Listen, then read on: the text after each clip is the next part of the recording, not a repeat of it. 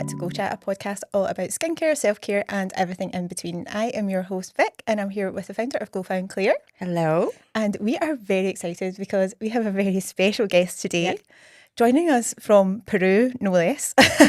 Our first international guest. It is our first international. No. It's our second. Oh, it's our second, actually. Well, you might remember a few weeks ago, me and Claire were chatting on the podcast about the one TV show that we would both quite like to go on. And we both said very enthusiastically, Race Across the World. And today we are joined by Molly Clifford, who is one half of the father-daughter duo who stole show. I know, absolutely, on Race Across, the latest season of Race Across the World. Thank you so much for joining us today, Molly.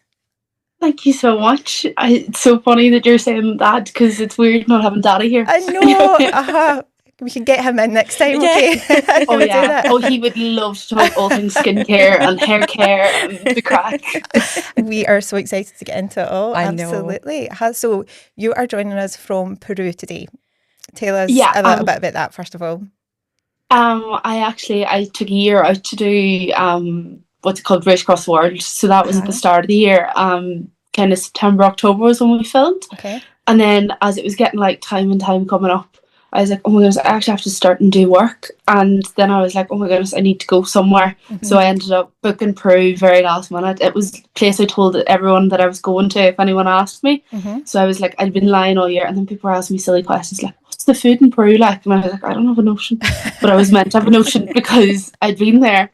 But I'd done Race Across the World instead. So yeah, came here, done it by myself, which has been so scary. I don't think I'm cut out for solo traveling. But yeah. It must be even so different from even having, the kind of like safety of having the crew and things like that from the BBC and obviously your dad as well, to then going proper cold turkey and doing it all alone. Yeah, completely. And like that was the bit that I found really weird. It was such a lovely thing. Always like the one person that I ring if anything goes wrong is my daddy, and like the whole way through the race and traveling for the first time, the person I had with me was my dad. Yeah. Which was fab. Like it was really just what I needed in moments. I needed a hug, and like I'm not a crier, but as soon as they put that camera on me, I just started bawling any opportunity. Made for great TV anyway. Okay. Yeah. Oh, I couldn't stop. I was just so happy, and then it was just so emotional. But it was great crack, I have to admit, and it was so lovely doing it with Daddy. So it's really different now being by yourself and like ringing home, and like the time difference is so different as well. Yeah.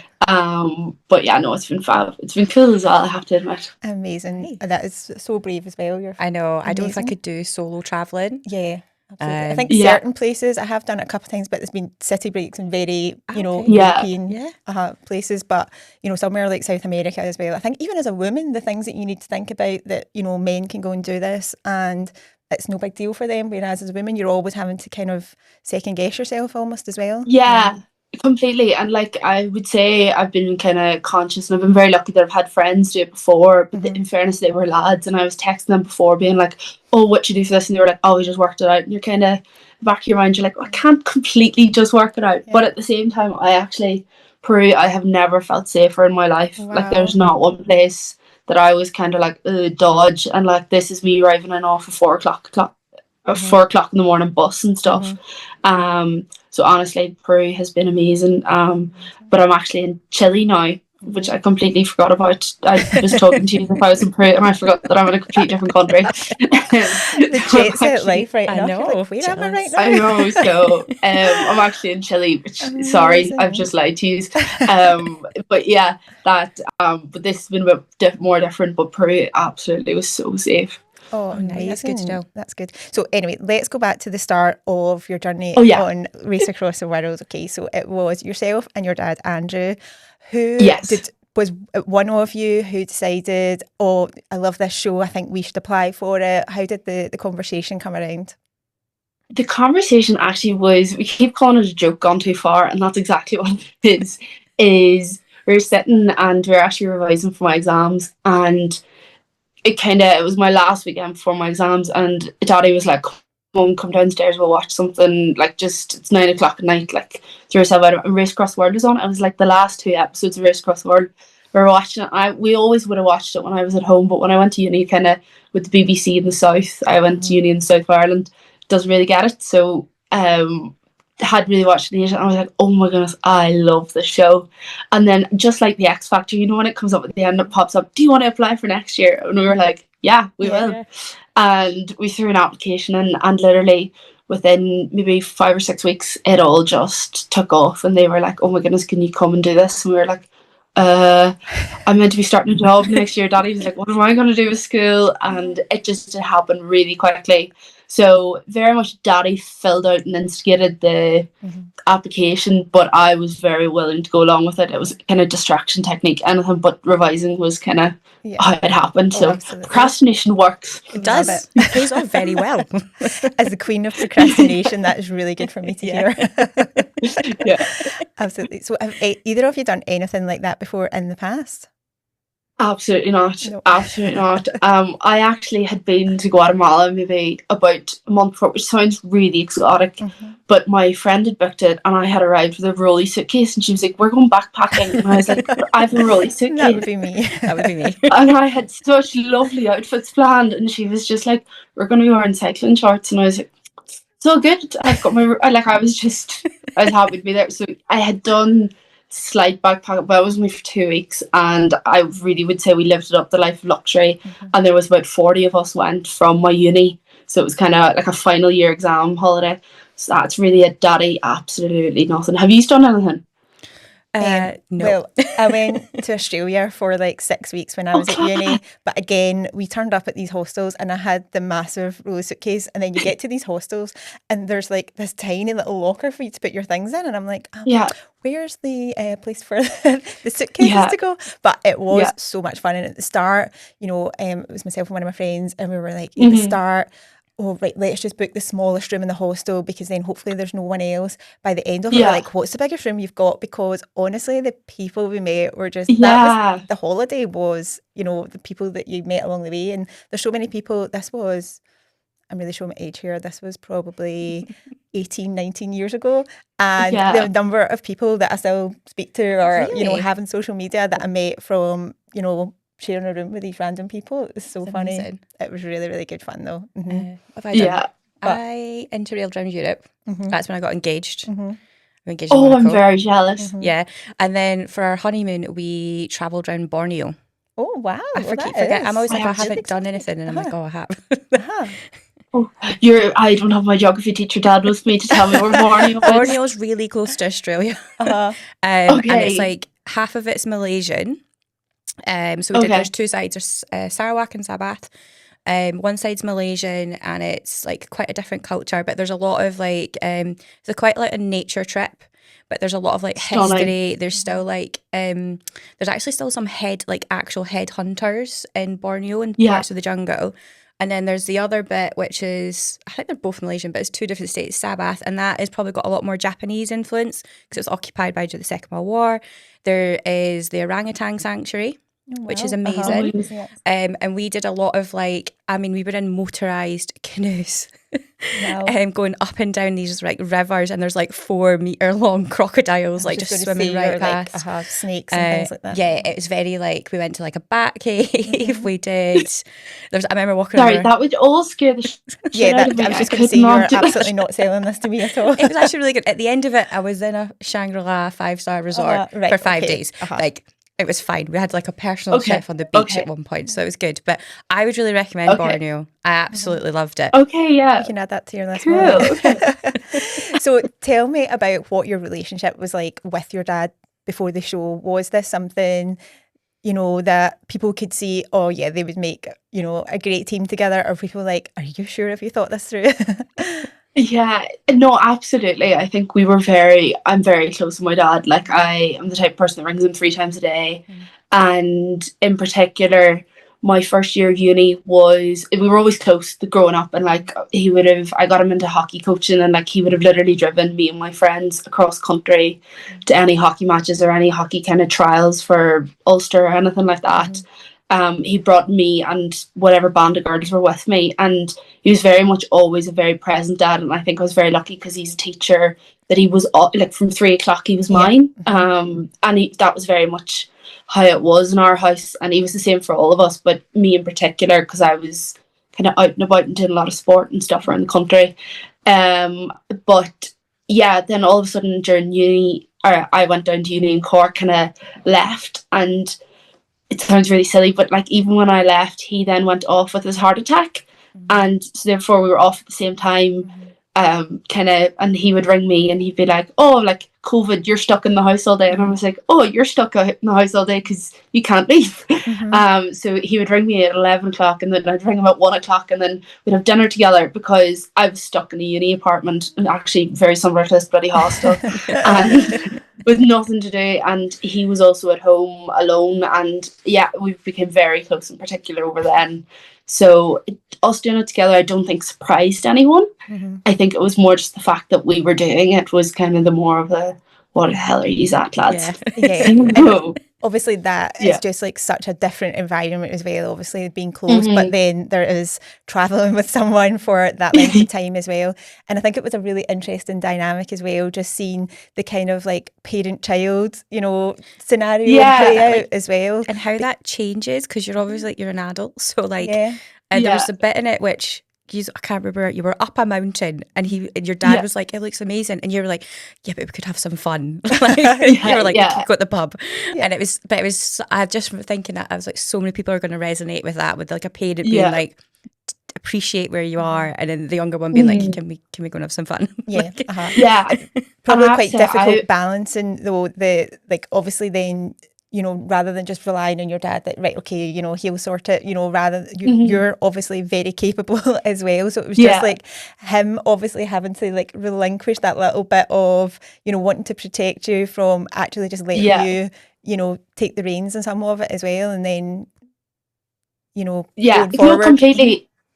He was amazing, I have to admit, and like for all the kind of drag me up mountain, like I have come to Peru to climb mountains, so like I willingly went, but at the same time I think if it wasn't for Daddy, I would have gotten very caught up in the race, and I would have very much been kind of mission focused, and I can be very like that, and I think it's very much my nature. And like we all laugh at how Harrison was edited, and like I was that person. Like I could have I was very meticulous with the budget. I got away with a lot in the edit, because me and him are very similar in that sort of way. So I was actually very grateful for Daddy, because he was kind of like, no, this is the once in a lifetime opportunity. Winning the race is amazing, absolutely, we will do our best to win it. But if it wasn't for him, I think I would have kind of gone into it race first, seen the world second, and he very much reminded me that we needed to see the world. And like, it was a difficult time. I was like, come on, man, and like it annoyed me, but at the same time, I know, being in the position we are now, very glad that we did that, because every single leg we used to come back to the checkpoint, and like that's the lovely thing, is to chat to the other teams and like, oh, what'd you do? And like, this sounds really bad and it could be cross bitchy, I was never jealous of anyone else's journey, apart from the riding horses. That looked really cool. But like I was always very contented in what we had done and where we'd gone, because we'd seen the most amazing things, we'd done the most incredible things. And we put the race second, and then when we had to race, especially when it came to the Mongolian legs, we raced, and we did not regret having to go weird ways or like miss out on certain things, because we'd done our traveling, we'd done our enjoyment, and it was now race time. And it was amazing, and that was only for Daddy. If it wasn't for Daddy, if I'd done it with my sister, if I'd done it with my friend, I would have been very race. I probably would have annoyed people how race focused it would have. We would have seen a different side to you, Molly. It would have been sabotage. Oh, completely. I would have been like, no, get someone's bags and throw them off the bus and like leave them 6 hours down the road. Send them in the wrong direction. Destroying their maps and things like that as well. Oh yeah, ripping the maps and like resticking them in different places. So how did you actually, because I mean, we were just talking about it earlier, like even not having your phone for any length of time, like, you know, must just be such a huge culture shock. Like, you know, there's just so many things you do instinctively, and then you're like, oh no, wait, I can't. You know what's the most annoying thing is the bloody flashlight on your phone. You don't know how you can just click it, and then you always have a flashlight, so American torch. Yeah. But I was just like, I kept going into my phone and he was like, what are you doing? And I'm like, oh, I just want this in the bus. And I was like, oh, I've got no bloody light. But yeah, no, it was really weird. I think the weirdest thing was just not being in contact. I'm very much like, anytime I've gone away, I'm 24, I've never gone away and been without contact with home or without contact to friends, and like constantly updating them where I was. So like I didn't tell any of my friends. I told one friend that I was going away. I didn't even tell her why, or was it for TV show or anything. So they all thought I was dead. So when I turned my phone back on, my phone went mental. Like, you imagine 2 months worth of notifications just coming through on your phone. That's actually quite cool these days, you know, just being like really mysterious. Yeah, you just disappear off grid. I could really lean into that, I think. Yeah, no, it's when there's a group chat set up going, but seriously, where's Molly? And I was like, oh, Jesus, okay. So I had a lot of explaining to do when the show came out, but no, everyone was really well wishing, but that was really weird being so out of contact. And then like no, it was amazing for trying to catch up with 2 months worth of drama without all the nitty gritty, and just sitting there and just being like, tell me all, girls, what's the crack? Yeah. Hopefully with a glass of Prosecco or something like that in your hand. Oh, completely. Yeah. The amount of coffee shops we sat in for about 6 hours, and I was like, he did what? And they're like, no, but it's okay now. And I'm like, oh, great. You're like, oh, but I'm annoyed, but I've got to catch up to being fine. I know. Yeah.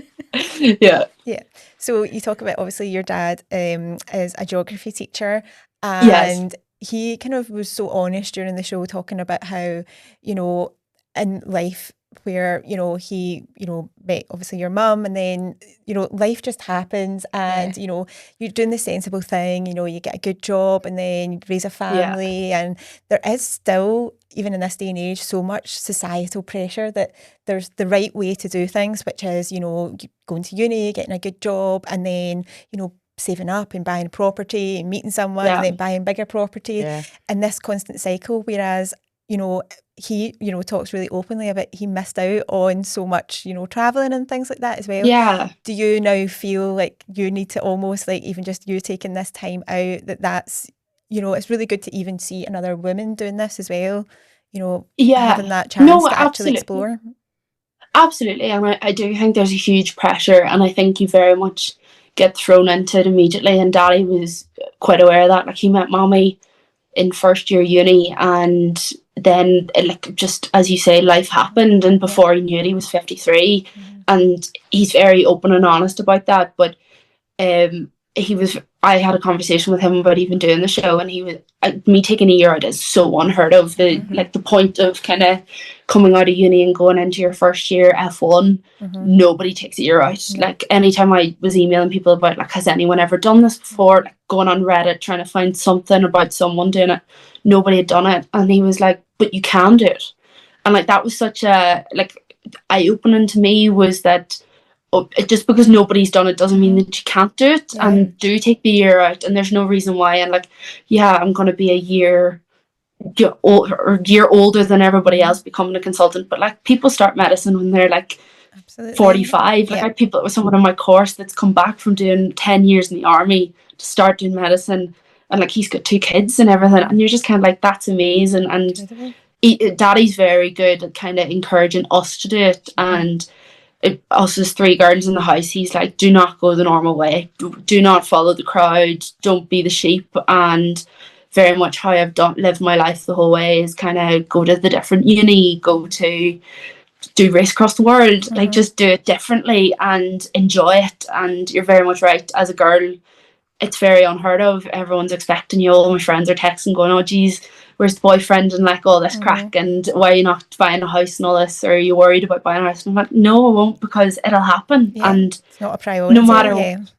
it will happen, and I'm not worried about that. It's just, it's a when rather than a will it. So I completely agree with you. I feel like when we're all, like, when we were younger, I sound really old, but like, it is like, you have to get it done, and it's almost like it felt like a race to get to the I say finish line, but there is no finish line. Whereas like, houses are always going to be there. Boyfriends will always be there. So like, just do what you want to do. Like, that's one of the things. I've got 2 young children, and they're 4 and 6, and I'm like, lovely. Particularly my daughter, I'm like, very much like, just do your own thing, and have that, like, as she gets older. just do what you want to do, because actually, like, you can blink and you'll be 53, and you can still do it at 53. That's the thing I would also say. Absolutely. Yeah. Because there is still, I mean, when you think about it, when, you know, you meet someone and then they're like, oh, you know, so are you married? Have you got kids? These are it's not like, so how many countries have you visited? My entire Do you speak another language? Or, you know, where, you know, have you been to Peru or anything like that? You know, it's still these kind of like standard questions that we're just trained to ask, isn't it? Oh, completely. And like, you're speaking to someone that's Irish and then has a huge Irish family, and like all my cousins are joking, like they all have boyfriends and girlfriends and bring them to the family parties, and they're like, oh my goodness, have you not got no one? And I'm just like, I'm not worried about it, because geez, if I brought anyone to be slagged off rotten unless they are like top notch. So it's just life, and you just kind of wait and it'll happen. Like, Jesus, happened before, it'll happen again. And you're like, look at my passport though. yeah, I've got full stamps. So obviously we've spoken a lot about your dad. Now, how is he? Because I know obviously when you come back from the show, he was diagnosed with an autoimmune disease. Is he doing okay now? He's actually back in school now, and I think just so happy just to be back in school. He came back and he was just loving life and was so excited to go back to work. And then literally the Sunday before he went to work, he was completely paralysed from the waist down and could barely use his hands. So it's kind of outward extremities in. And like, he was like a baby, and like standing watching him, and it was really weird. And I think for my mum and stuff, like, he'd seen him come back, but then they'd seen him only 6 since he came back. And it was really weird for me, because I was going, a week ago you were running across snow in Mongolia, and now, like, not to be, but like, my mum's helping him put his knickers on. Not his knickers, boxers or whatever they are. But like, that was a really kind of weird position for me to watch him, and I was like, I couldn't believe it. But he's come so far, and he's doing amazing, and he's back to school, and he's just loving life. And he's actually booked a trip with my sister. So she's only 13, so she's got a bit of the travel bug, so they're going to Albania, and they're going to work out how they're going to get home. Like, I love that. My God, what a hero. We can't wait. Can we send like the BBC to go and film it all as well? I would totally watch that. Don't worry, she's a 13-year-old with TikTok, the whole world will see it. Absolutely. So what we really want to know, and what we were discussing earlier, is how did you manage to stay looking so good when you were filming, when, you know, you can't, you know, obviously take a full skincare routine? What did that situation look like? You looked great. Okay, oh Jesus, I did not look great at all. This is the funny story. So we went over to London the week before to do, like, you know, those lovely photos with your bags and stuff for the TV. And obviously it was a photo shoot, so I did the whole glam shebang, like as if I was going to a disco but wearing gym clothes, like that sort of thing. And I had it in my rucksack, and I got to the airport, and my rucksack weighed, I think, about 25 kg. Because I had everything in it, plus like all my makeup, plus all my hair stuff and all this. And I started crying in the airport because I couldn't lift my bag physically off the ground onto my back. And my daddy was like, can you? And I was like, I was just so overwhelmed. It was a week before we were going. And I was like, I'm bawling, crying, unable to lift my. And he was like, you need to get all that shit of makeup out of your bag. Men will never understand. No, and then I shouted, my favourite thing is that thank God nobody knew who we were at the time. Because I shouted, you only have 3-in-1 fucking shampoo. So bad. Oh my God, it's bringing me out. So yeah, no, in fairness, I was very used to, I'm a hockey player, so I'm very used to kind of makeup on the go sort of thing. So I had a wee bit of makeup, and fake tan is just the ultimate saver, I have to admit. So and I don't know, Scottish girls are very similar to Irish. We are. I'm a fake tan girl as well. Don't give it anywhere. Don't go anywhere without it. So Bear by Vogue and Bellamy and to have like these mini battles, and I had them the whole way through. And actually, on the last, like, no, contestants are not allowed to, and I mean not allowed to share stuff. Like, this is a no-go. And so, like, you're not allowed to share shampoo or toothbrush because it's all part of the storyline. If maybe you have to buy that and you'll waste money doing that sort of stuff. So that's crack. And then we got to the final leg of Mongolia, and there was like a day difference between us and Katie and Harris. And Katie came in and she saw me and she goes, "You're really tanned." And I was like, "I'm really tanned." And she goes, "You're in Mongolia, Molly." And I was like, "Thanks." And then I found out that they were gonna, whatever room she was in, I found out what room she was in. So before we left for the final leg, I left her all my fake tan to do herself up. That is real love. That is the final leg. Oh, I just love her to bits. She was so good. But she was the one that kind of encouraged me, because she arrived at the thing and she looked so beautiful on the first day. She was wearing a bloody rah-rah skirt.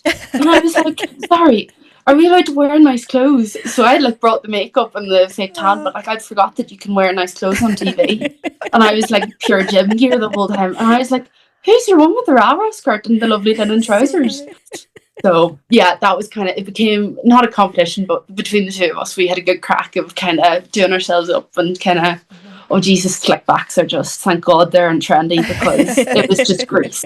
Someone texted me and was like, "What do you use for your slickback?" And I was like, 2 weeks of sweat and Italy and grease. The sweat's good for the glow and things like that as well. It is. Oh yeah, shining. So is there one product that you absolutely couldn't live without? Is it fake tan? Oh, a fake tan to a T. Girl, Oh my to my goodness. own heart. Bear by Vogue fake tan. I love that one as well. Oh, I love it. She's fab. So She's good. just, and I'm really weirdly, I kind of didn't realise I'm such an Irish fan of all the makeup and But kind me of and my friends were skincare. talking about this because there are so many good Irish fake tan brands. It's weird. Yes, There's so many. It's because we're so pale, like we're blue pale. But this As is like- Scotland as well. Okay, I'll give it to you too. But actually, it's so funny because they are so good because they last well. Yeah. They go, and like when you get a tan underneath it, which thank God I did eventually. But like they fade seamlessly. They're just fab. I really have to rate them highly. We know what we're doing on that regard. And like even just like I don't know if you know Sculpted by Amy. Yeah. A lot of their stuff, their cloud cream and cleanser is what I swore by the whole way. And again, lovely little size. And like that's a thing. I love skin. I'm a huge skincare fan and use it all the time. But the thing I found really difficult is all the tubs are so bloody big. Yeah. And then the minis are too small because they only last you for a week. So there's these kind of, if you find like a nice sized stuff, the Vichy stuff I find is quite like nice sized. And Sculpted by Amy in particular, she had like a Christmas bundle set. Again, just was really lucky, got it for Christmas, and it was all just lovely sized. So it's kind of funny that, and CeraVe, love.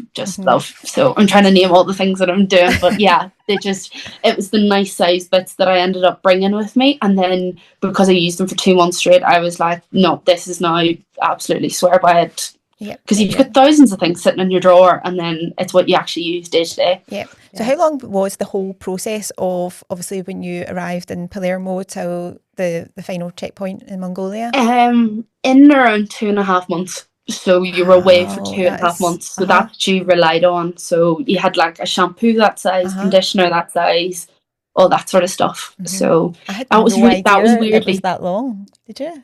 I did think it must be a good couple of months. Yeah, it's 8 weeks of filming, and then there's kind of like buffer weeks either side, and obviously time to get home and time to get there and that sort of stuff. But your phone's taken off you like as soon as we got to London. They were like, phone. So like we wow. Yeah, so like, do you know what I mean? Like you're very much on their watch as soon. So that's why it's like 2.5 months of really kind of messing about. So do you actually have like a team kind of like traveling with you, like the kind of production team and obviously the camera crew and things like that the whole time as well? That must be so hard to not actually want to communicate with them as well. Oh no, I just chatted with them. I just think I annoyed them, and God bless them. There was a fella, I just loved them. There was Reese and Dimitri as well, and they were just so funny. I'd just be blabbing and they'd be like, "You need to stop talking to me.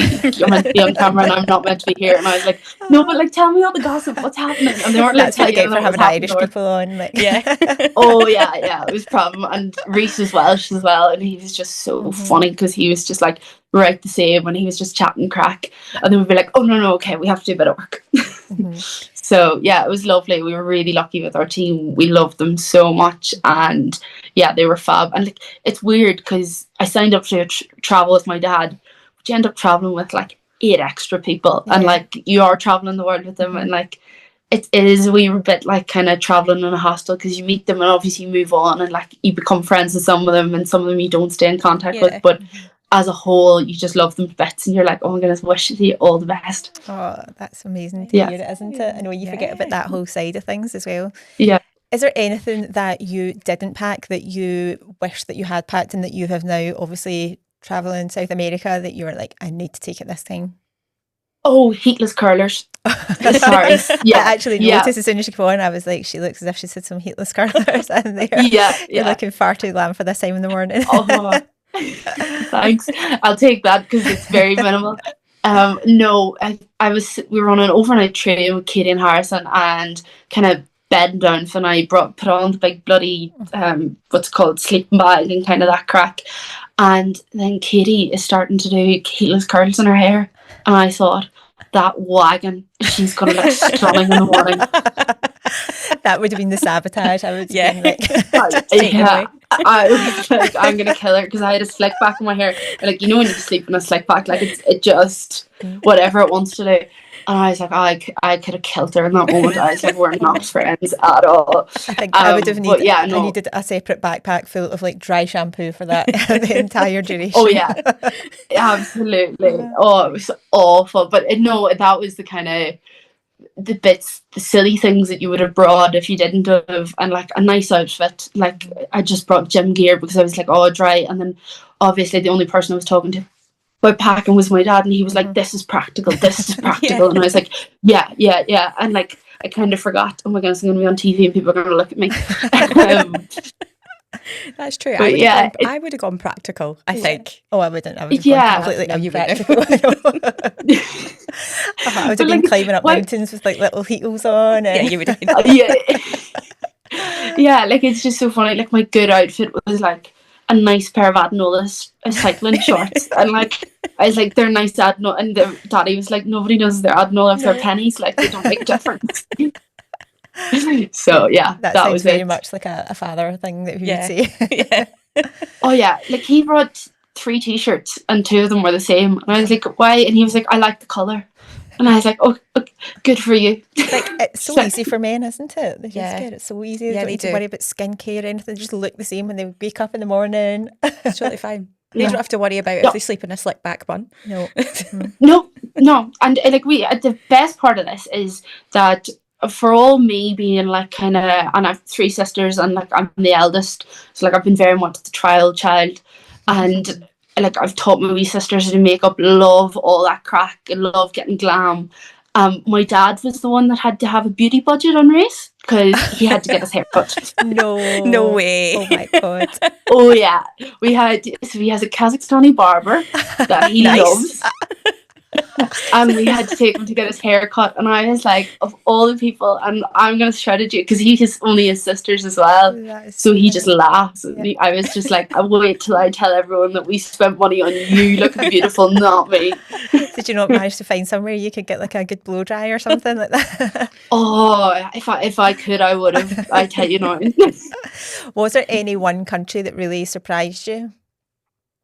Uzbekistan was stunning. Would really recommend to anyone. That the place, you know, where I'm crying on TV like really badly, was actually the most beautiful place that we went to, and there was this most beautiful hotel, and like it's just so blue, and then the sky is just so blue as well, and you're just like, oh, it's amazing to look at.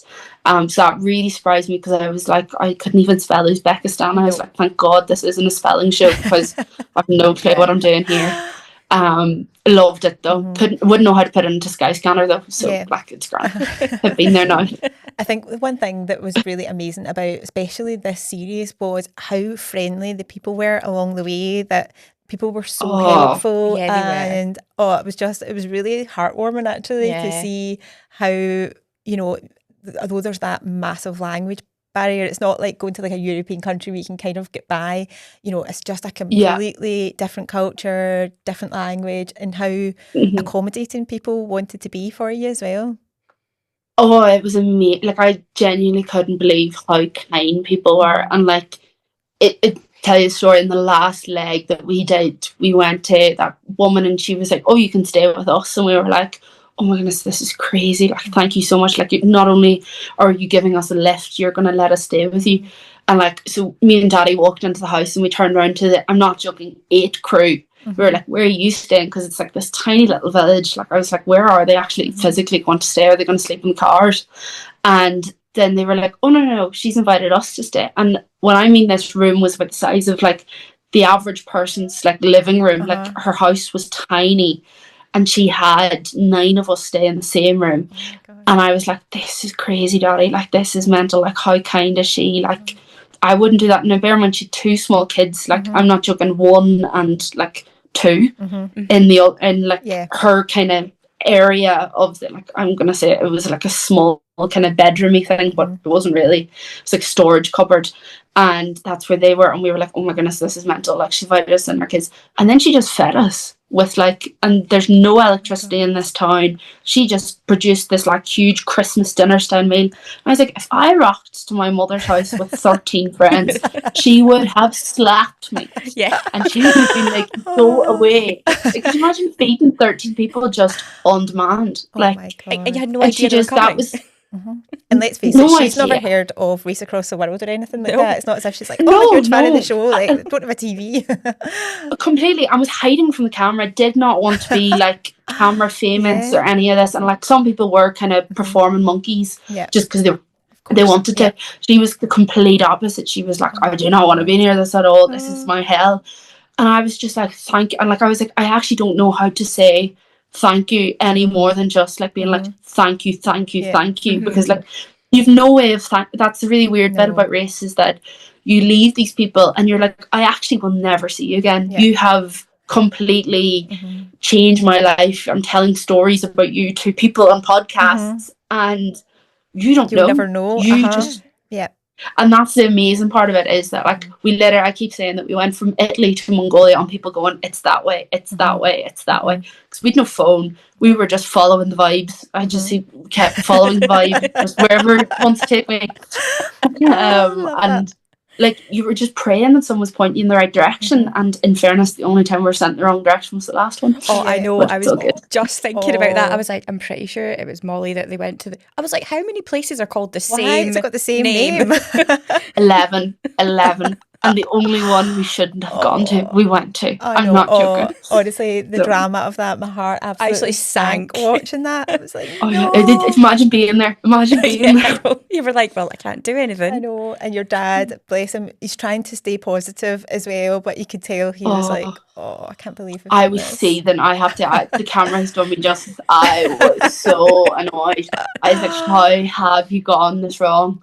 And then, because like, it was an Australian tourist that put us in that area. Anyway, it doesn't matter. I'll get over it eventually, but not now. So that's fine. And then it was only Daddy turned around to me and he goes, Molly, look where we are. And I was like, yeah, we're in the middle of freaking nowhere. And he was like, yeah, and this is the only taxi driver. Do not annoy him. Sometimes I can do with the red haired rage, kind of fuck him off. Sorry for my language. Totally fine. Like, do not fight with him. And I was like, how am I not going to fight? I was like sitting there, and then that's where the tears started, because I was like angry, just You're like, what has happened? Oh my God. Oh, I was so annoyed. Like, how do you go? Anyway, it's grand. I will eventually get over it. But it's a story to tell. Absolutely. What advice would you give to anyone who was thinking of applying for the show? I think if you're applying for the show, apply and don't think about the application. Do what we did, which is, if you're asked to do the video or you're asked to fill out the form, is do it and send it. Genuinely don't think about it. Don't overanalyze it.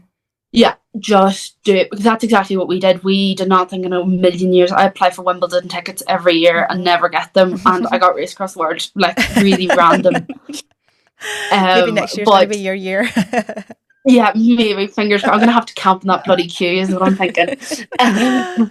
But yeah, I just think if people ask you and they're like, oh, what did you say? What did you... And like, looking back, once we got our phones back, like, the first thing we did was like make a race group chat, and we all sent our videos into each other. And I'm not joking. No one's video is special. Everyone's video has ugly backgrounds, like said. It's not overproduced. Everyone's are not produced, on the fly, just exactly who we are. And like, I'm not watching anyone's video going, oh, that's not that person, or they wouldn't say that, or it's just very casual, on the fly. And I keep saying on the fly, but like, it was just it was throw it in and think about it later, and that's the best way to do it, I think, because it shows who you are.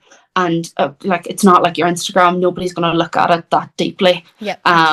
So they just want real people, because that's what, you know, when it comes to the show, that's what you want to see, is just people with really good personalities, and you know, that aren't afraid to kind of get stuck in as well and give it a go. Absolutely. They make the best TV. Completely. And just chat to the camera, and just if you're chatty, that helps so much. I have to help them. Absolutely. So lastly, we'll let you go on with your hike today. A question we ask every guest who comes on the podcast is, what is your one self-care non-negotiable? One self-care non-negotiable is Sunday nights, actually. I take every Sunday and I just reset. And love that. Whether that is meal prepping, or that is going for a run, or just kind of writing my plan for the week, or head to toe, as I'm ginger, like eyebrows, fake tan, hair wash, the whole lot. I generally on a Sunday will kind of take that afternoon and throw on something stupid on the TV and just kind of enjoy myself, and that's it. That's me every Sunday. Love that, because then it's almost like you're looking forward to Sunday night, rather than having that horrible like Sunday night dread. Thinking, oh God, when you're actually like, oh yes, it's Sunday night. And I love it, and I'm not a morning person at all, so like getting up on a Monday morning is my idea of hell. So it's a wee bit nice if you wake up and your hair's already done and you've got maybe a bit of tan on and that sort of crack. And as you probably have realised, I love fake tan. I love fake tan. You haven't mentioned it at all. So, we need to get you a fake tan brand deal, like Beer by Vote, come on. No, what a great advert for them. But I just think you just, as you say, like, look good, feel good is very much, and especially in the job I do, like I wear scrubs, I can't make my outfit look nice, so the best thing I can do is make me look nice and feel good. And I do think it does no harm to kind of, if you've gone for a run and that sort of thing, you feel a bit skinny and all that crack. But that's the kind of vibes. Amazing. Well, thank you so much for joining us, Molly. We have absolutely loved chatting to you, and we're following you on Instagram and TikTok, so we're excited to see more of your journey and your adventures through South America. How much longer have you got to go? I have 5 more days, and then I'm home and I start my job on day 6. So it's oh my God. Enjoy your 5 days. Every single second of them. I'm getting cocktails. There's these thing called pisco sours out here. Oh my goodness, they're lethal, like lethal. It's like Magaluf pours, but like in one cocktail. You're Irish, come on. You're Irish, I know, you'll be fine. Exactly. And sorry, I have to say well done to the Scots in the football. I just have to, I don't know if you are following it so well. It's massive FOMO every moment of the day, every time I'm scrolling, like, I wish I was in Boston, wish I was in Miami. It looks so much fun. And like as an Irish person, I've been like adopting using the pub. I'm like, that's me. That's just not home. Like it is. We're all Celtic at the end of the day. Well, so thank you so much, Molly. Have enjoy the rest of your trip, and good luck with that first day back in the new job.